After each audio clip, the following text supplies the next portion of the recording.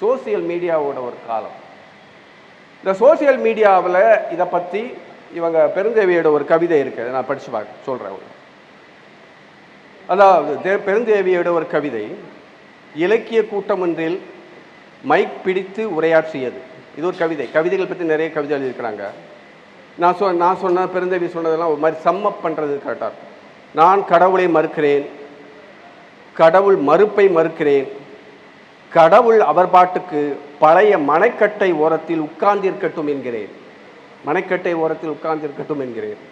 தீவிர இலக்கிய சாமிக்கு பஜனை பாட மறுக்கிறேன், அன்பை வலியுறுத்துகிறேன், அன்பை எழுத்தில் கொட்டி முழக்காதீர்கள் என்கிறேன்.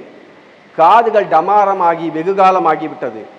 உங்கள் ஆண் எழுத்தாளர்கள் வெர்சஸ் பெண் எழுத்தாளர் ஆட்டம் அழுத்து விட்டது.